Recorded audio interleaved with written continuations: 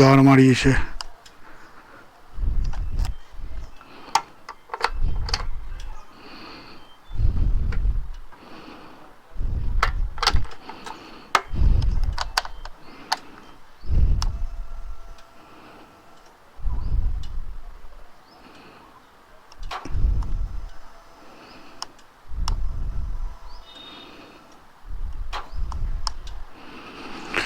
গাড় মারিয়েছে রে।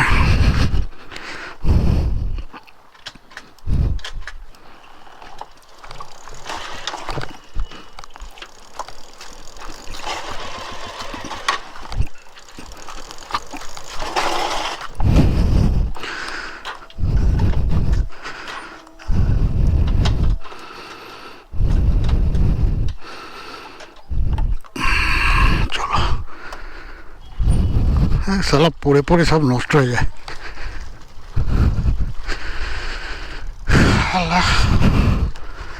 বর্ষাকালে না গাড়ি পুরো শেষ হয়ে যায়।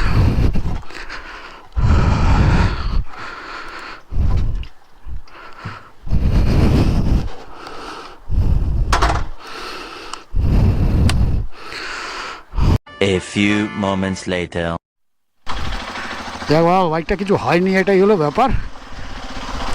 আসল কথা, অনেকদিন চালানো হয়নি তো, তার ফলে কি হয়, এই সরে যা, অনেকদিন চালানো হয়নি, তার ফলে হয়তো কোনো কারণে মানে পেট্রোলের লাইন ফাইনগুলো জ্যাম হয়ে গেছিলো। তো যাই হোক, চলতে শুরু করলো, এটাই অনেক আমার কাছে। এবার থেকে ভাবছি বাইকটা চালাবো, কিন্তু চালাবো কি, এই যে দেখো কত কড়া রোদ্দুর, এরপরেই বৃষ্টি আসবে।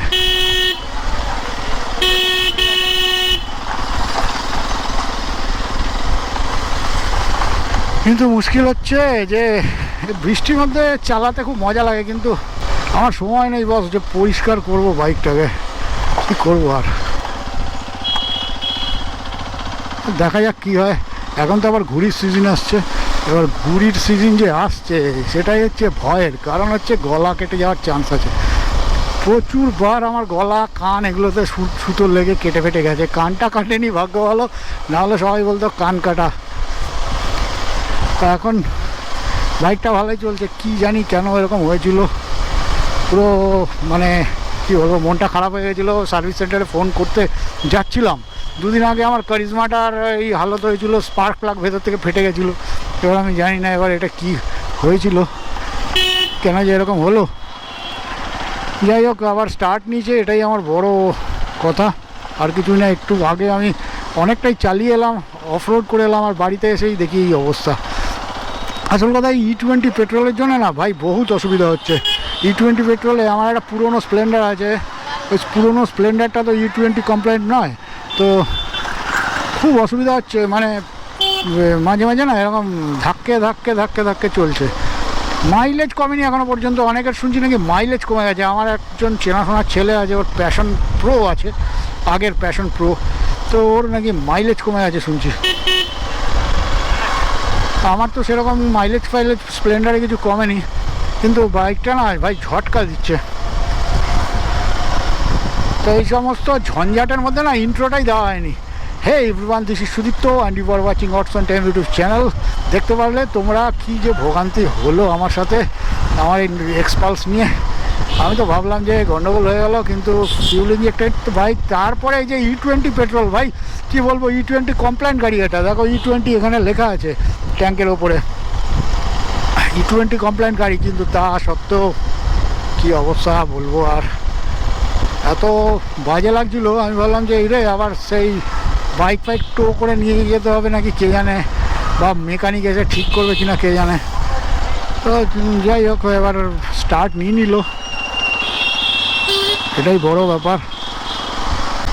একটুখানি চালিয়ে নিলাম বাইকটাকে, চালাতে তো কোনো প্রবলেম হচ্ছে না।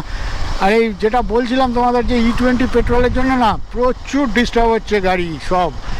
এগুলো E20 কমপ্লেন্ট ইঞ্জিন এই বাইকগুলোর, কিন্তু তা সত্ত্বেও না কীরকম যেন একটা মানে পাওয়ার যেন সাফিসিয়েন্ট একটু পেলে ভালো হতো, এরকম টাইপের লাগে। আর এটা জানি না, এটা মনের ভুল, কারণ আমি তো আবার এই আগেকার গাড়িও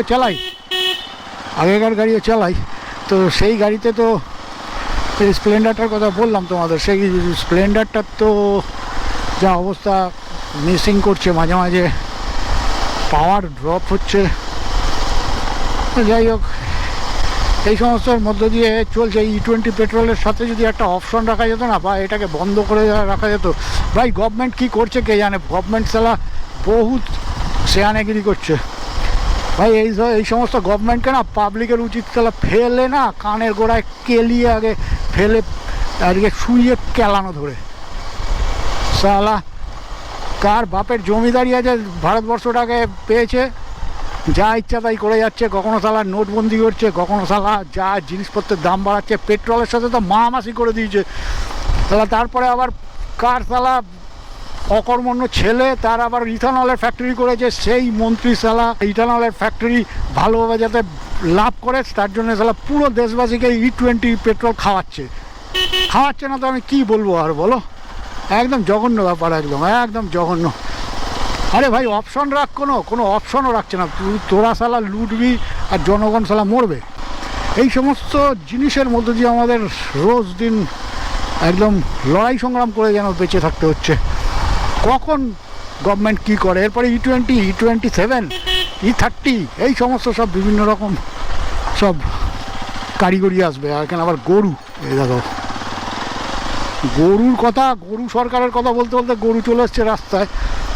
যাই হোক, সবাই এরপরে বলবে গোমূত্র দিয়ে গাড়ি চালাও। ভাই কি বলবো, অনেকের খারাপ লাগতে পারে ভাই, তাতে আমার এই ঘ্যাঁচ কলা এসে যায়, ক্যাঁচ কলা, তাতে আমার কিচ্ছু এসে যায় না।